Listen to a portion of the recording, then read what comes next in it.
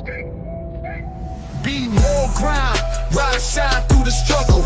Black dollar circulate, flexing muscle. Politics and biz building walls like bricks. Motown soul rap mixed in the fix. Shiny cover spitting truth, microphone holder. Past the noise scene, watch growth in the folder. Black biz bright spotlight in the dark. Hustling hard, lighting sparks in the park. Be more new, where we breaking glass ceilings. All black every day, income healing. Doni flip the script, let's go. Black Wall Street roadmap, be more flow. Real talk, stock rise, dreams ain't looking hollow. Blueprints, handshakes, enemies wallow. Baltimore kings, queens crown on the throne. Legacy built, stone by stone. Headlines, deadlines, moves in the background. Politics, money clips, elevate the town. Black biz strategists, wealth can't be missed. Twist the plot, make the whole world twist. Be more news, success we inhaling. Victories, IRS, no detailing. Doni Glover, rise to shine, let's glow. Focused on GDP is $23 trillion. 23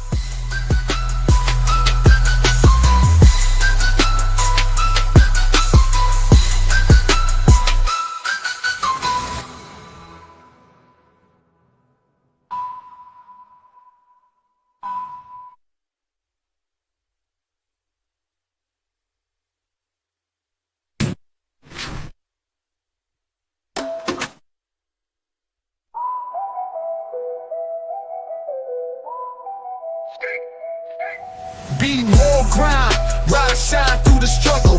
Black dollar circulate, flexing muscle. Politics and biz building walls like bricks.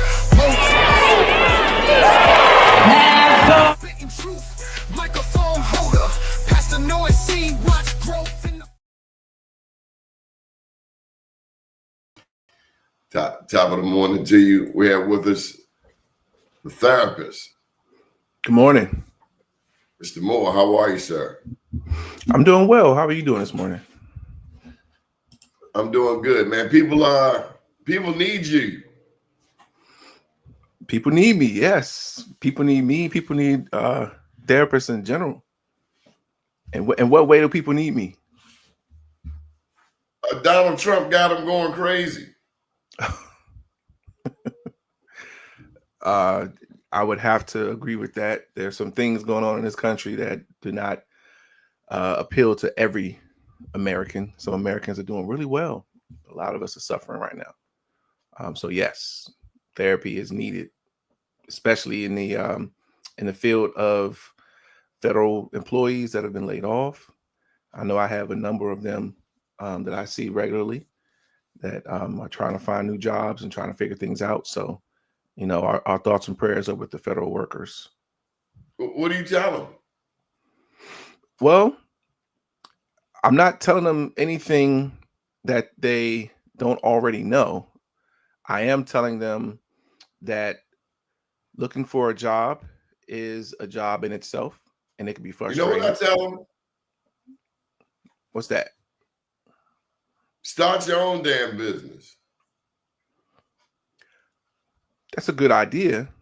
Some people may have the means to do that and the education to do that, but some people have depended on their jobs for so long, 20, 30 years.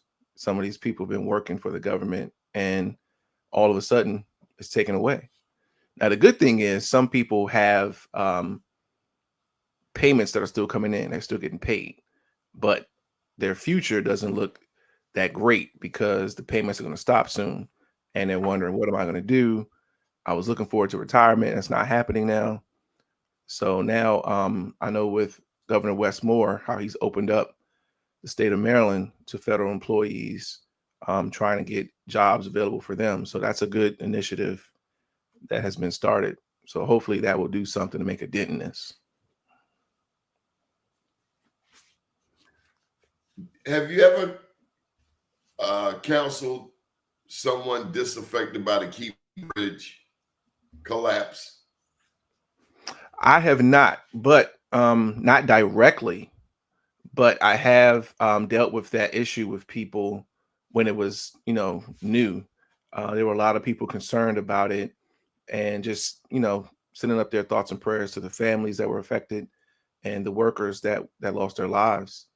Whenever there's a major tragedy in the local community or that is nationwide, it always has an effect on my clients that day. Specifically, I think the first one that comes to mind was when Kobe Bryant was killed in that helicopter crash with his daughter and the other families on that day. That was a hard day. That was a hard day. I remember that like it was yesterday. Everyone that I talked to was having an issue. They were grieving.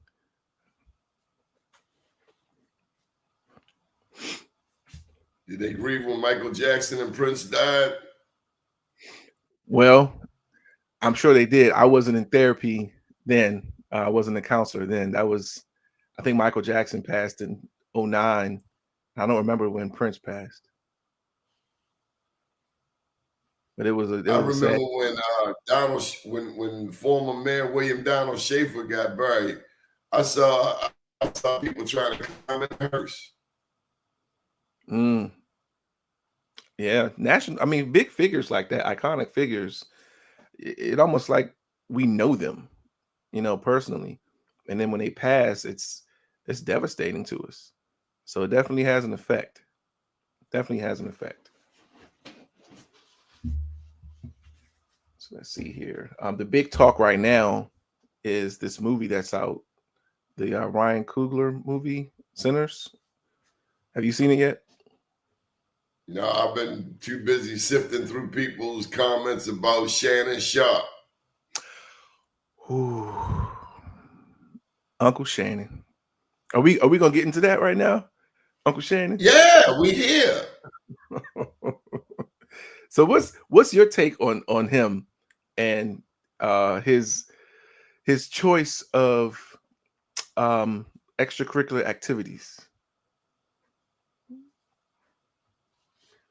So my Morehouse brother in Atlanta says that Shannon Sharp is a stand-up guy.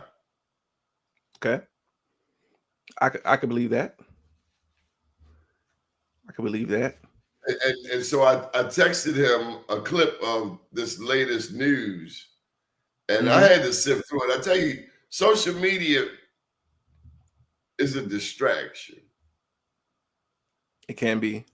Because whatever is put out there, it can end up soaking up your time. I'm still lost on why a grown man want to call his show Club Shay Shay. It just seems a little soft to me. Well, that's an attention grabber, and a nickname. There are other ways you remember it. you remember Shay, it. Yeah, Shay Shay, boom boom boom. You remember stuff like that when it has a catchy name to it. But I'm really feel bad for what's going on with him, because I do feel like he is being targeted. The comments that the young lady was making and the things that she was saying to him was just throwing me off. I don't know if it was playful banter in her mind, but it came across as kind of racist in some of the things that she was saying to him. And I don't know why that was acceptable for him, but hey, that's his life, that's his world. I just hope that he comes out of this. What did you see? What did you see? I saw a young lady that was trying to take advantage of her opportunity to get money. Come on, he's 56 white girl. Yes, she is a Caucasian female, I believe, and she's dealing with a 56-year-old African-American man who has money. And just from everything that's come out already, we don't know all the details, but what's come out already, it seems as if she has an agenda. So I just wish him the best with everything. It's an awful situation. Of course, your public information getting out. Your private information getting out there to the world that can't feel good. And now this woman is trying to get money from him. And it just seems like a money grab. It's unfortunate. I saw one clip where he was talking about presumably a sex worker. Is this the same person? I don't know if it was a sex worker or not. I do know that information that I've seen has her on OnlyFans. So Yeah. I don't equate that to sex work. I think that's more. Well, I saw a clip where he was talking about a porn worker, a porn star, Oh, Bree or something. Her name was Bree. And I didn't understand why he brought her up to criticize her. If that's what somebody does, what do you gain? It was almost like he was like laughing at her. And again, I just saw a clip, and that's the danger of social media. You don't get the whole context of stories. I will say that when you're in the public spotlight, you do have an obligation, whether you know it or not, especially if you're Black. You have a higher standard. I don't know what your mother told you. I don't know what you saw in school. I don't know what you heard.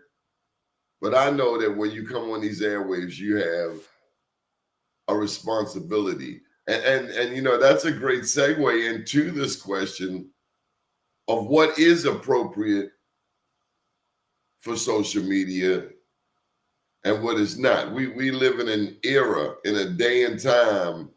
You know, going back over my last book, Journalpreneur, and I'm working on my 4th book. You remember MySpace? Oh yeah, I do. That was 03. This is 22 years past MySpace. And yeah, how our lives have changed. I mean, you look at TikTok, and there are people with 500,000 followers. And when you go and look at the content, it is some of the most mundane and some of the simplest clips getting 500,000 views. And you're like, for what? And so we have now, you had journalists who had to write their way into the door or move to a small city in Nebraska to get some experience in order to get on television in the big city. Now everybody's a damn journalist. Well, they really changed the game. The internet has allowed people to make themselves famous, in a sense. If you look at how the internet, like YouTube, for example, you can start making clips, skits on YouTube, and you can do this for a year or so, 2 years, and someone will recognize that and go, oh, hey, this person's actually pretty funny. And then they can go on and get a deal somewhere. The girl from Insecure, I can't remember her name right now, but I think that's how she got started. She was making these videos on YouTube, and then boom, then she has a TV show, and she's winning awards, and she's all over the place now. But that's been different for this era. The internet has been a tool for people to use to get notoriety, to get information out there. You yourself are using it for your own platform, and it's incredible what you're able to do, the amount of information you can give people, what they really wouldn't get from the news. The news, it's supposed to be reported, but we don't get what's actually happened all the time. We get what they want us to know. But it's situations like this, platforms like this, where we can get the news that we want to hear, we need to hear. So the internet has changed the game for how we get information out there. Now, it's not all, information that is important. A lot of times it's more entertainment. And I think that always takes over what is, the important issues. Entertainment is so big in our country. You're going to see that people have platforms where it's just really talking about nothing, but it's for entertainment purposes. So it gets a lot of attention. What's the mental impact? What is the impact on our psyche when we have people doing videos? There's this new genre. I'm over 40. Do you like me? I'm over 40. Am I worth dating? what happens to the self-esteem? Ooh, I'm so glad you brought this up. And we could probably spend like 2 hours on this. But what I've noticed is that because Or let me get this one in. okay, She damn near butt naked and she got 7 likes. I felt so sorry for this one lady. She went all the way to another country, put on a bathing suit on the beach, and got 7 likes. I'm like, wow. I bet she didn't but see that one coming. but look what that's doing to us. We are basing our worth on other people's approval. That's what the whole likes is all about. I wouldn't have put it up. Well, she should have had a gauge. She should have had a gauge before she left. If you're getting 2, 3 likes with your regular gear on in Baltimore, and then you go all the way to another country and put a bathing suit on, you get 7 likes. I don't know. I mean, I wouldn't be touring with my self-esteem like that. well, that's the thing. Why we got to ask ourselves this question: why is our self-esteem built around and dependent on social media and the amount of likes that we get? You can have someone come on here, talk about something that is very educational, very informative, and not get a lot of attention. It does not mean what they said wasn't relevant or wasn't important, but we look at social media, especially this generation. They look at social media as a way to promote their worth. If I get likes, if I get followers, then that means I'm important. That means I'm worth something. And that changes our psyche and how we feel and view ourselves. So if I'm not getting the attention that I think I should get, what does that say about me? Does that say that I'm not worthy, that I'm not important? And that's the ongoing theme with social media. I need to get my attention. And if I don't get it, then I'm not important.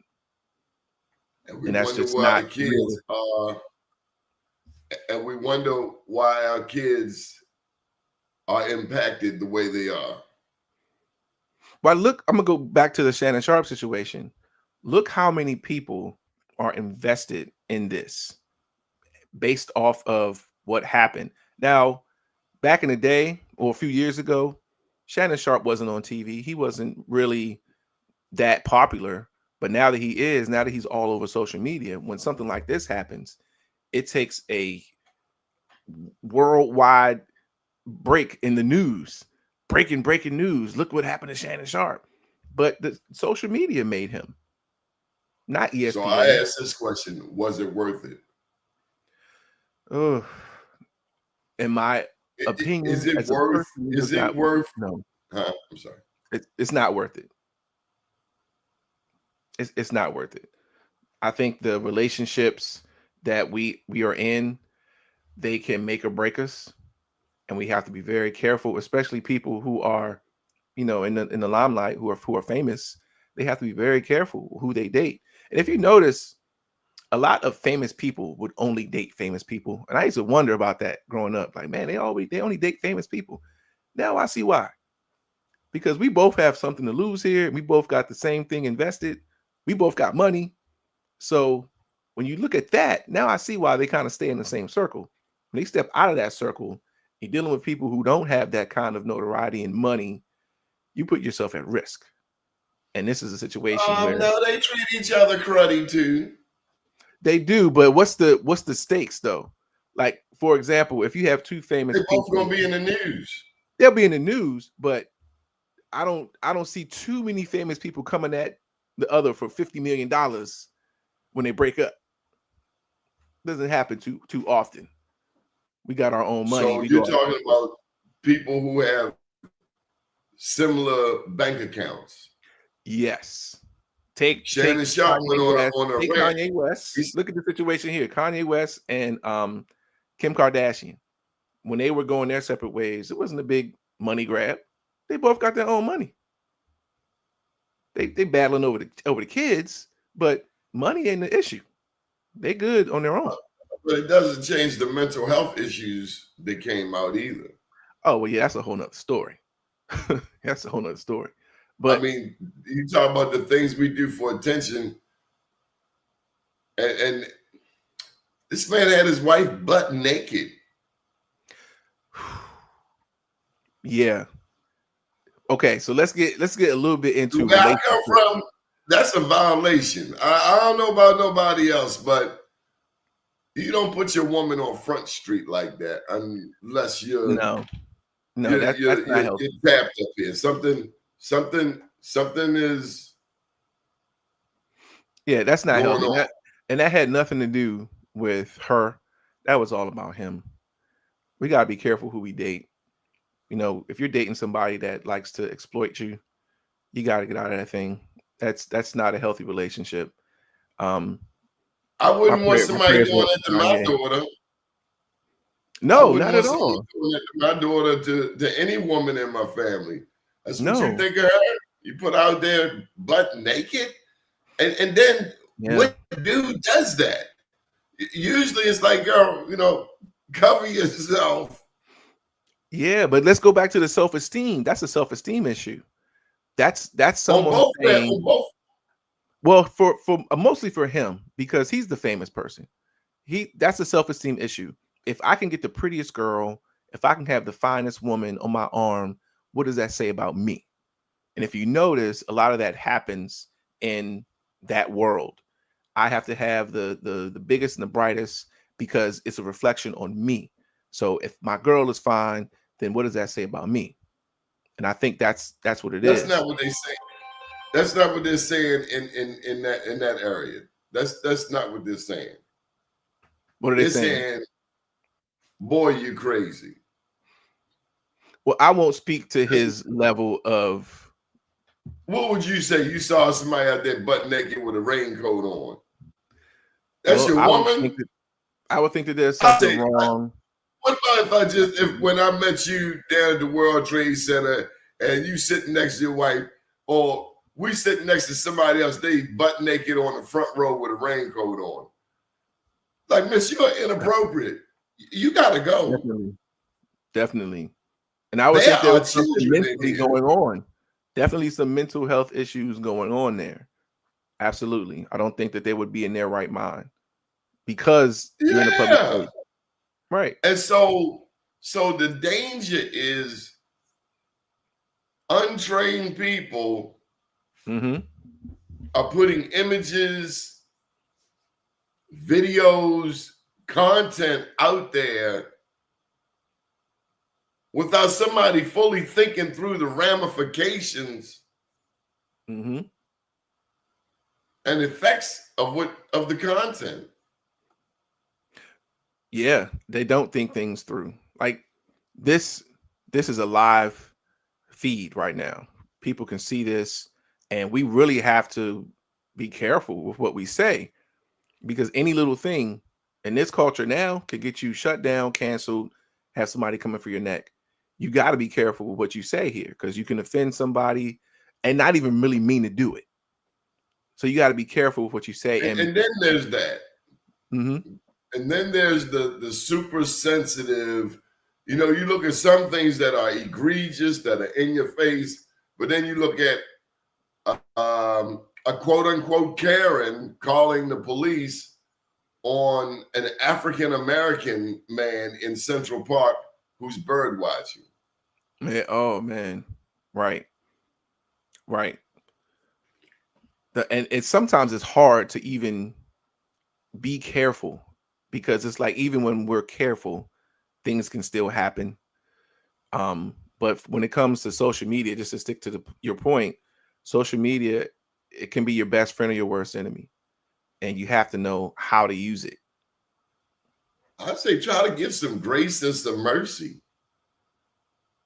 Yeah, I think collectively people are going to put you on that hot seat, but individuals can understand when you take a look at a situation, you can understand how someone can respond a certain way.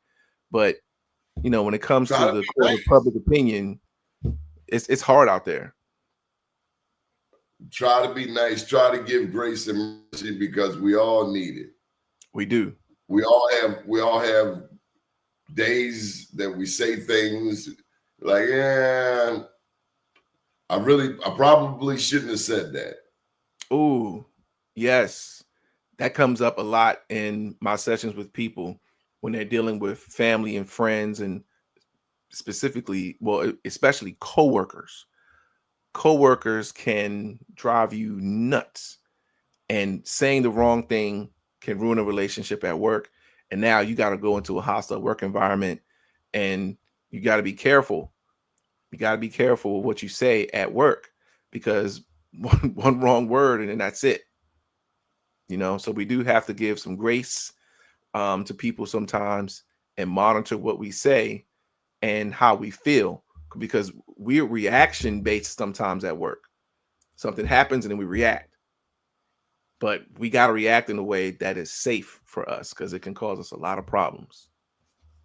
I've heard increasingly more stories of African American women dealing with hostile environments at work. They feel the microaggressions of white women, and they are tired of it. And I don't think the Donald Trump election made it any better. Yeah, it's sad, because our black women are at a disadvantage when it comes to the workforce. They're black, and then they're women. So right there, there's two strikes against them, and they have to work extra hard. Kind of like Kamala Harris. Exactly. And just women in general. Like, look who Donald Trump beat in both his elections. The country, the country chose him over two rapist. Right. They chose him over two women who were well qualified to do the job. They'd rather have a traitor, a man who has got some issues that we would love for him to address, but he's not going to do that. If Donald Trump was sitting on your sofa in your office, if you were to give him therapy, I'll tell you what I would do. It's a fair question, and I'm gonna say this in a way so that people can understand where I'm coming from. I would do more listening than talking. Hold up. They're eating the dogs. They're eating the cats and the dogs. Right. Okay. But look, as much as we disagree with him, we have to remember we're dealing with a human being. Okay. He has flaws. We may not agree with everything he does, but at the end of the day, he's a human being. So I would want to know what's going on in his world, in his mind. What's his mindset? What is his view of certain things in life, to get a better understanding of where he's coming from. I may not agree with it. His daddy didn't whip his ASS. That's what didn't happen in his life. He needed my father for all of 4.5 minutes. I guarantee you, had my mother had him for 3 minutes, I guarantee you he'd be a different individual. His grandmother never sent him out back to go get that switch. Yeah. He's never been held accountable. I don't know he's ever been in a situation where he had to, as we say, put him up. Maybe. I don't know his life story. That's why I would do more listening than talking, because then I can get a better understanding of what his story is and what he's dealing with. Then I would know how to move in giving him therapy. He never got his daddy's approval. That's possible, but I wouldn't know unless I sat down and talked to him. There are things that he says, and there's things that he says when he's on camera, and I don't know what he's saying off camera. I think he's a different person off camera, honestly. From what I see and what I observe, he does need some help in certain areas. But like I said, I don't know him as a person. I know him as Donald Trump, the president, the businessman, the TV host. And that's how I know him. I don't know him outside of that. We're going to turn this camera back around on you. What president did you like? Oh, come on, man. I love Barack Obama. Why? because I believe Barack Obama was genuine and he was a president that was for all of America, not just one You saw side. him hit that jump. You saw him hit that jumper on the basketball court. And you're like, oh, that's it. And I think that his personality was able to come out, and he can, change the rhetoric of what the presidency really is. And it kind of made it more open and honest.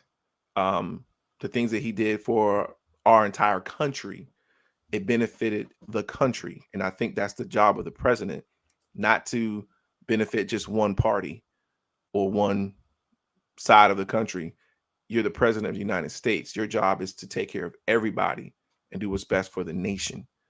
And he did that. I believe Jimmy Carter did that. And I believe in some areas, both Bush presidents did that as well. Had John McCain become president, I think he would have done the same thing. I think John McCain would have been a great president. He just had bad timing. What about Reagan? Reagan made it difficult for a lot of people. I think he could have used some more coaching before getting into the presidency. But my favorite president, of course, is Barack Obama. I'm still traumatized about Reagan. Nancy Reagan said, "Just say no." That's what they said to the black addicts back then. Just say no. Yeah, that was hard. That was You talking about the crack epidemic? Is that what you're talking about? The crack epidemic? Crack epidemic, yeah, that was the 90s. But I'm looking in Sandtown in 2025, and I'm seeing white addicts chasing heroin, crack, cocaine in the black community like never before. Panhandling, sleeping in the alleys, in dumpsters. And I'm wondering where Nancy Reagan is. Is she still saying, just say no? Didn't she pass away? What you mean where she is? Where that line of reasoning would land today. Just say no.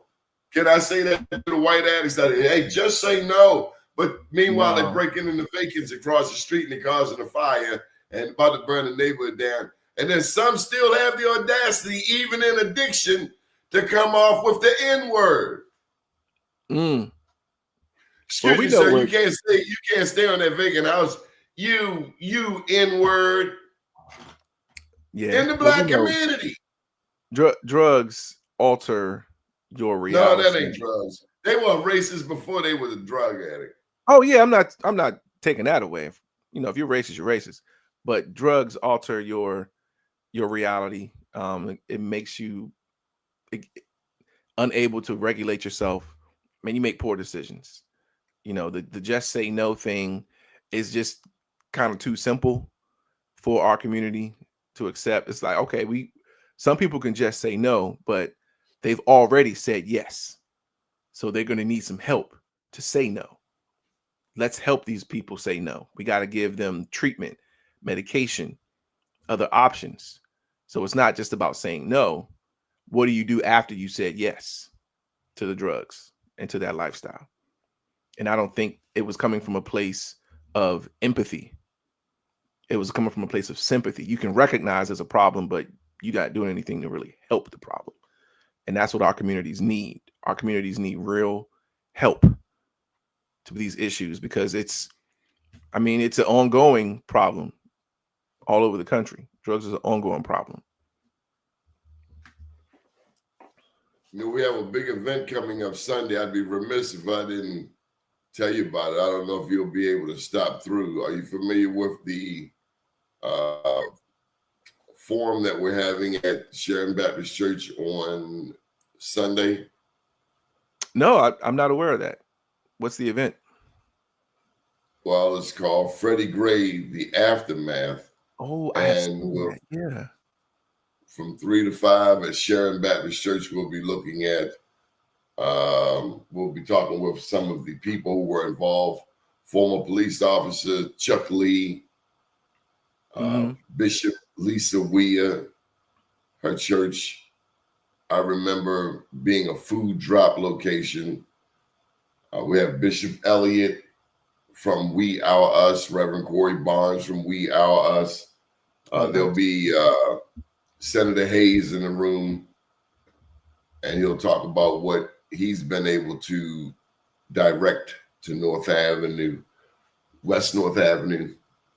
Over $40 million has actually come to the community, and Wow. a lot of people don't know. There have been some significant changes, but people don't know. And I'll tell you this, Jamar, this is from a therapeutic standpoint for myself. Okay. Major news outlets are watching more news for tidbits on the story because it's the 10-year anniversary or 10th year commemoration. So we're finding national news outlets looking to be more news for nuggets of history. That's amazing, and congratulations on that. This is the type of news that gets missed, I think, in the mainstream media. The news coming from the people and coming from someone who is out there on the streets, seeing it day to day. We need this kind of platform so people can know what's going on. And did you know that this is the first year, I think, that the city of Baltimore was not on the most dangerous cities to live list? I'm glad you said that, because I saw something else that said that Baltimore is the dirtiest city. And it was Fox News that put it out there. Any thoughts on the filters we personally need? I'll tell you, for the past 4 months, I wouldn't even watch the news at all. Yeah. Not on television. Right. Because it goes back to what I was saying earlier. We don't always get what's happening. We get what people want us to know what's happening. The news isn't always reported the way it should be reported. I'm a firm believer you got to watch both sides. You got to look at Fox News and see what's being said. You got to look at CNN and other outlets to see what's being said. Because I think a lot of people have agendas. They have a story they want you to know and what they want to promote. And there's the truth. There's their version of the truth. And then there's the lie. So the more information we get, we can kind of put things together for ourselves. But when it comes to what I was just talking about, how Baltimore was not on that list for the first time in a long time, people don't want to talk about that. That's a major accomplishment, because there are a lot of great things that happen in Baltimore, a lot of great people in the city, and that should be recognized, that this is a great place to live, and people need to know that outside of our community. A lot of that is a 50 fake out, because the mainstream media tell you, for instance, don't come to Sandtown. Yeah, you see white people down the street buying properties. Yeah, and you see us buying properties. Like, I want to get to a place where when we see us in neighborhoods, we can go, "Oh, this is a great neighborhood," because that's right. You are my neighbor. You are just around the corner. Yeah. I know when I'm in the city, I talk to people. When I'm looking at, properties that I may want to invest in, I'm talking to the people that are standing around, chilling, talking about the Ravens. I'm talking to them. What's going on? How you doing? I'm not getting anything negative coming my way. And that's Baltimore. That's Baltimore. People will talk to you. But when you look at mainstream media and what the world wants to present, oh, it's this dangerous city. Come on, man. That's not everywhere all the time. And that's in every city. So shout out to Baltimore. Things are coming up. What do we tell our children in this day and time? In regards to what? What they should want moving forward, coming out of high school. What did your mother and father tell you at 18? Coming out of high school, what was the message? The message was, of course, we're going back to the 90s now. So, at 18, that's a while ago. I'm 46 now. At 18, the message was you need to work. You need to make sure you can take care of yourself, take care of your family. And I don't think that message has really changed. It's just the way that it's presented now. Technology has made things a little different, and the ability to earn money has changed. Specifically with stuff like this, you can be your own business owner a lot easier now My than mother than used a piece of technology around 1980. It uh-huh. was it was called a piece of paper and a pen, and she wrote a note and she put it on the refrigerator. Yeah. Like the first day of summer vacation. Before you go outside, I'm gonna need you to do A, B, C, and D. Yeah. Yeah. Some of those things don't change. Some of those things need to stay the same. Yeah, that was the technology, and play like you didn't see it because she know she got it right there in the freezer. She know where you going, Oh yeah. and then and then here was another one around 1979, 1980. At 18, you're leaving. Yeah, I don't think that was healthy. I don't think that was healthy. What She can an batted 4 18-year-old do for for 4. themselves? Say it again. Get out of her house. Yeah, that's not realistic. And I hope that we can come away She from that. batted 4 for 4. Yeah, that's not realistic. Oh yeah, it 18-year-olds, was for her. I get why people were doing that. They want you to become a College, man. military, or work. I have fed you, clothed you, housed you for 18 years. I Mhm. know you have the wherewithal to stand on your own 2 feet. At 18, you Mm. leave. No, think about this. What's the average cost of an apartment? She didn't give a damn about all that. And Well, she in said, this day and age, you have to. until then, don't bring no babies across that door. That's good. That's good advice. Kids gotta be careful these days, man. That's And good number advice. 3, wherever you go, own it. Own it.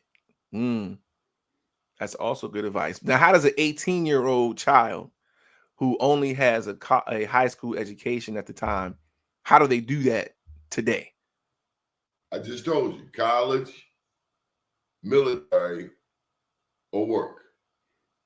Okay, But let's take college. what you not gonna do Hmm. is lay on my sofa at 18 moving forward. That's what you not gonna do. Mm, She told me that at 15, 16, 17, and at 18, when I was on a plane to go to Georgia, that same mm, terrorist, my mother was a terrorist. Osama bin Laden had nothing on my mother. At 18, she was crying because I was on that plane. mm. And I said, look at her. I can't believe she crying. After all of this, at 18 you leaving, at 18 you leaving, then she crying. Yeah, But it's I was wild. self-sufficient at 18. Yeah, And believe I it or think. not, my daughter is at 18 too. Yeah, I think If you that tell them type they of can't parenting fly, helps. they can't fly. I'm gonna shut up. I'm gonna shut up. Well, no, You I go was ahead. just piggybacking off what you're saying. That type of parenting, it was useful to a certain point to get people to be more independent. This day and age, things are a lot different. Where we're not collectively guiding our kids in the same way anymore. And then it's so expensive out here now. If I have my child go to college, when they come home and they want to get a job right after college, they're getting an entry level position. If that, they may not be able to afford an apartment, definitely not a house right off the bat. They may need some support to get there. My daughter's about to graduate from college, and I know right away she's got to go get her master's degree because she's a social work major. Social workers can't practice unless they have a master's degree and become licensed. So how's she going to feed herself? How's she going to eat? She's still got more schoolwork to do. So she's going to have to live with us while she finishes her education. And I don't have a problem with that. If my young child, my adult child is working towards something, and that's why they're home with me. Now, that's one thing. If you just laying around not doing anything, that's something different. But if you're working towards something, even if you're working towards your own business, you're trying to get that That off was the a ground. rule: college, military, or work. But Yeah, you're not gonna lay on my sofa. So maybe I'm gonna say it one more time. She said at 18, you're leaving. College, military, or work. Yeah. So it was kind of the same thing for me. Huh? It was kind of the same thing for me. When I went away to school to Alabama, I attended a school at the time. It was called Oakwood College. Now it's called Oakwood University. And when me and my brother left, we left and pretty much didn't come back to live after that. You got the memo. Say that again. You got the memo. I got the. You got the same memo I got. I got the same memo, but here's the thing: it wasn't that I couldn't go back. We just chose not to go back because we were trying to be independent. And I did go into the military after college, and I was living on my own. Your mama did well. She did. She did. She did. Absolutely. Because we make it comfortable. I think that's what the wisdom that they brought.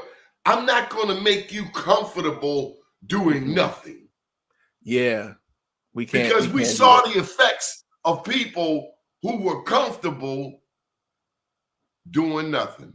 They were on that same damn corner 30 years ago. Yeah. And they get entitled. There's a sense of entitlement that sets in. Kids today are very entitled.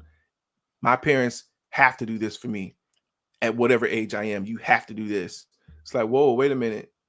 No. Living here under my roof after 18, after 21 is a privilege. It's not a right. We don't have to do anything at this point. You're an adult.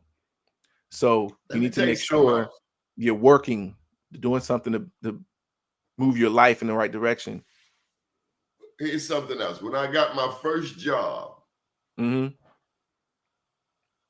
have been 14, 15. First check. My father said, boy, you know you got to give your mother some money. Oh. How old were you? Your first check. You were 15? You know you got to give. Yeah, you got to break your mother off. Yeah, but and what is he? Bring money in the house and you got to pay a tax. Yeah. What's he teaching you? Because, what is he teaching you in that moment? Responsibility. That's right. And respect. Right. Now you got dollars. Them lights cost money. Yeah. The heat that you got up on 90 costs money. Man. Yeah. Yep. Now your appreciation changes at that point, and your value of a dollar. She washed her clothes. Yeah. That costs money. The water costs money. I tell you something else. Don't go to sleep and you ain't took that trash out. Oh man. My brother's 75 years old. He remembers 60 years ago being awakened at 2 a.m. That's the worst thing. Ooh, man. Wake up to a spanking. That's you gonna take that trash out. And we had real big rats out back. So you had to kick the fence to get the rats permission to come down to the trash can. Oh, wow. Oh, wow. Whew. That's tough, man. They say there's no such thing as a shark attack. If you out in the water and the shark bit you, you were trespassing. So just like out back, you going into the rats' territory and you got to give them some respect. Hey, who? I'm coming down. Give them a chance to leave. Yeah. Wow. And dirty dishes. You Oh, left come dirty on. dishes in the sink You better not leave one fork in the sink. because they Not had the one. rule, they had the understanding that if your kitchen, if you ain't take the trash out and wash the dishes, your house is dirty. Yep. Look at this mess. Like, what you talking about? It's one fork in the sink. This kitchen's a mess. Yep. Yep. And do you recognize this? When your kids get money and they're spending their own money, they're very careful with how they spend their money. But when they're asking you for something, it's, oh, get me this. I want this. I want this. I want this. Like, wait a minute. How come when you got money, you're very selective in what you spend? But when it's my money, you ready to spend it all over the place. And I think that's what How our about this? parents. How about this? Uh-huh. Your children are a junior or a senior Ooh. I think I know where you're going with in this. high school. Mm-hmm. And senior day is coming about. The prom is coming about. Mm-hmm. And the bill for the prom might be $2,000. Whew. Let me just say, I was happy to get a used tux and to get a ride to the prom with my date. I was happy just to get that. I think we even walked home at the end of the night, about 2 o'clock, 3 o'clock in the morning, because you're moving around. Well, like you had a limo all this time. But nowadays, I see, especially in the Black community, I can only speak about what I see. Right. We go all out. We need helicopter rides. And the bill is $2,000 for one day. Let me just say, if I don't spend $2,000 on myself for one day, you must be out your damn mind if you think I'm going to spend that on you. Yeah, for something like that. That's it's a culture one night thing, because to me, $2,000 that could be your first semester tuition. Oh, you ain't. Oh, you do know you're going to see. That's a given. Mm-hmm. I knew I was going to college. If there was never. Did you ever have any doubt? I did, and the reason behind that is, back in the day, my family was a working family. I watched my grandfather, my grandparents. I watched them work. I watched my mom get up and go to work. It wasn't too much talk about college at that time because, one, who gonna pay for it? So it wasn't a lot of talk about that. The talk was you graduate from high school, get a job. And if you get a good government job, you good to go. So, and I think I talked about this the last time I was here. College wasn't a big thing in my immediate home. It wasn't until I actually got to college where I thought about it being something real for me. And the woman that I married, her upbringing was a lot different. Both of her parents were educators. They're both teachers. And so going to she college grew up with that expectation. Yes, she grew up with that expectation. It was a known thing. You're going to school. Now, it doesn't mean my mother didn't want that for me. It's just not what was going on in her life at the time. So when I got married, that was the expectation in my wife's world, and it seeped over into my world. Like, yeah, oh, I need to go to college. Yeah. So now that generational, I don't want to say curse, that generational thing has changed in my family with my kids. It's a standard. Right. I bet your daughter go to college. You can be successful without going to college, but man, for my home, for my home, you're going to college. You want to start your own business? Great. Go to college first. And your daughter's in college. She is. She's graduating next January, 2026. Could you imagine her not being in college? No, because we gave her the same option. If you're not going to go to school, then you're probably going to go into the military and possibly have a career there. But you're going to do something. You're going to do something. Not just going to sit around. But college is definitely going to be. You're not much different. You're not much different than your parents because they just wanted the best for you. Yeah, absolutely. And we can only take you as far as we've been, But look how many of our grandparents and great grandparents who never went to college, but they had something that we don't have today. They got a lot that we didn't have today. A lot. I mean, just the work ethic alone, and the loyalty and commitment, common sense. Yeah, some of that stuff didn't get passed down. It didn't get passed down. But when I look at my life and my journey through college and everything that I did on that end, I sit back and go, I'm not supposed to be here, because this wasn't something I even dreamed I could do. I'm looking at doctoral programs right now. And when I think about it, I'm like, man, this wasn't in my plan at first, but my perspective changed. And I was able to see life in a different way outside of what I was raised. And I think a lot of kids, especially kids that aren't able to get out of their hometown, they need exposure to more things so they can see that it's a bigger world out there than just your neighborhood where you come from, and go after it, chase after it. We got a lot of kids, I'll just in Baltimore, who are geniuses, but they don't have the exposure they need to go out there and achieve more. So it'd be great if we can get more of that in our community so kids can see, I can really be whatever I want to be. And I'm a firm believer in that. My daddy said that travel is the best education. Oh, man. Travel and experience, it'll change your life. It will change your life. I thought I saw what a ghetto was in this country.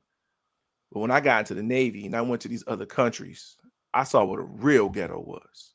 You saw people with no shoes. I'm talking kids just sleeping on the street regularly every single day with absolutely nothing at all. Nothing Hungry at all. to come to America. Oh my goodness. Our ghetto compared to that, and I'm using that term for a reason, our ghetto compared to third world country ghettos, it's like luxury over here compared to that. People in other countries would die to be in our shoes. Oh man. And it's sad on both ends. It's sad because I don't think in this country we should have anything like that going on with all the money we have. No neighborhood should look like that. But when I compare the two, man, traveling opened my eyes up to what our country and our world, our version of the world, and what it really is, and how much we're missing when we look at it on a global scale. So I think travel will really help change some people's perspective. I want to give you a chance to say whatever you want to say and give people a shot of hope. Just end off with saying, good morning, world. And thank you for joining us, Mr. Moore. My pleasure. My pleasure. I just want to take this time right now to encourage people out there who have unfortunately lost their jobs due to the firing of federal employees. I want you to know, keep your head up, keep looking for jobs, keep looking for other opportunities, keep your health up, make sure you're getting out there to exercise, do everything you can to keep your mental health together, because everything we do stems from our mental health. We have to make sure we are in a place where we are thinking clearly, we're making good decisions, and we don't look at this as the end. It is not the end. This is just a hiccup, a bump in the road. You can pick yourself up. You can start your life all the way over again. You can start something new. But whatever you do, stay positive. Feed yourself positive energy during this time, because it is not over. You can achieve more. You can achieve more. So keep your head up. That's my message for today. Don't you want to tell them how to get in touch with you? You need more clients? Oh, yes, I'll put that out there.